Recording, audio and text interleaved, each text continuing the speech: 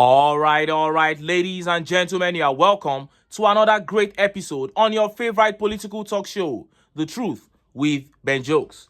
Now, even after occupying Aso Rock, the tears in the camp of Tinubu regarding the obedient movement continue to flow. The confusion in that camp is beyond description. And to me, this does not only show that they have failed woefully, it also confirms the fact that they do not have what it takes to turn things around. Therefore, even as occupants of Aso Rock, they are still in campaign mode. Invite a Tinubu aide or an advisor to any media house and ask them about the performance of this administration. They will end up talking about Peter Obi and obedient movement. There's nothing else they have to say. But on this particular occasion, this particular aide said something that made me to doubt his sanity. Earlier this month, when Nigerians were protesting on a daily basis against the failure of this regime, this same aide came out and said that the protests were not necessary. Why are people angry? It is still too early. Today, this same man is coming out to say Obedients are happy that things are not going well under the Tinubu administration. First of all, am I supposed to be happy with the APC regime? An organization I know had no good plans for me? Then secondly, I would love to ask this man, what do you guys really want? You were not satisfied with protesters who were angry with the failure of the regime, and you are still not satisfied with those that are happy with the failure of the regime. What do you really want? Before I show you what this man said and how Nigerians reacted, let me quickly show you this update. No political appointee will take salary before pensioners, civil servants, OTTI vows. Abia State Governor Alex OTTI has directed that civil servants and pensioners in Abia State must receive their salaries before political office holders are paid.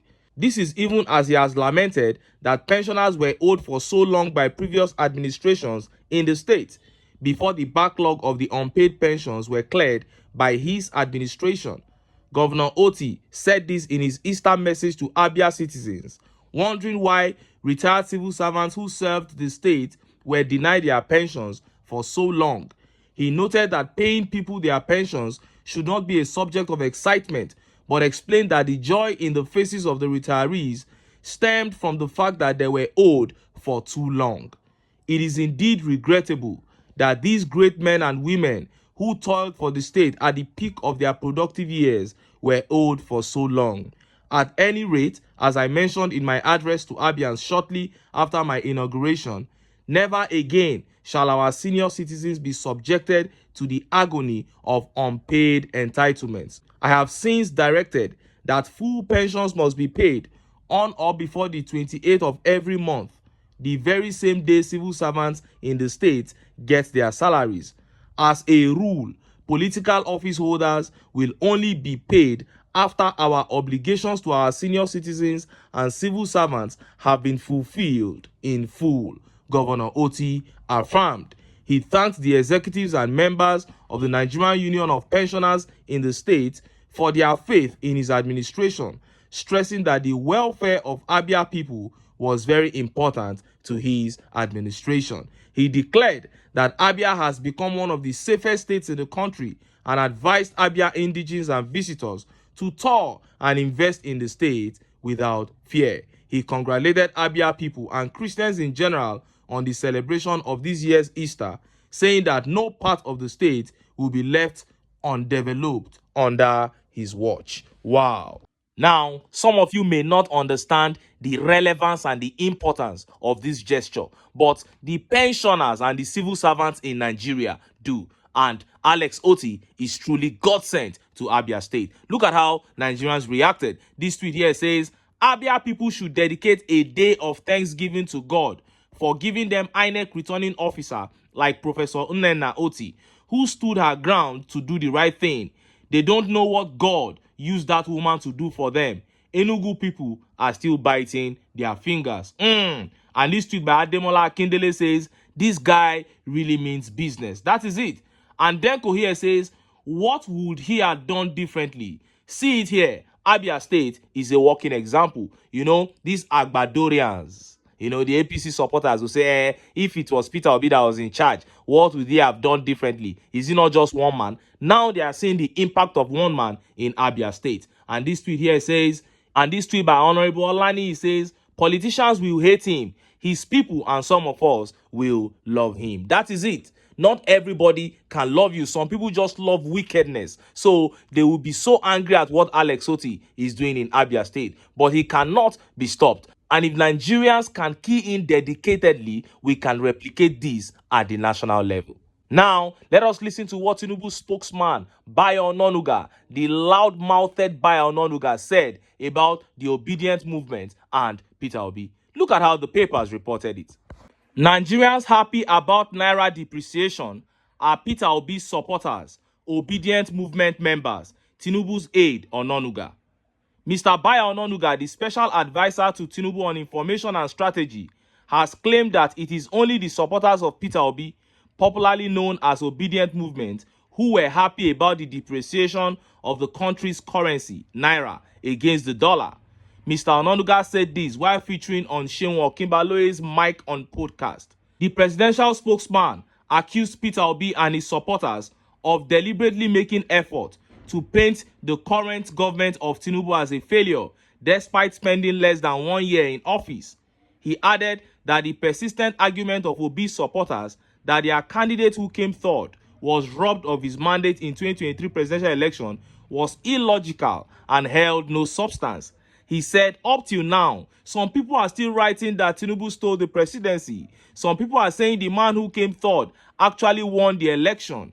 And they are not apologetic about that. How could someone who came third, how could he have won the election? Sometimes some of these things they say, you cannot even understand the basis of it. The man who came third in the race, you are still saying up till now, he won the election. You are still saying Tinubu stole the presidency. How did he steal it? You can even see when people are talking about the Naira. Some people are just happy that the Naira was going downhill. And so I said, you can trash them. People who were saying so are members of the Obidient movement.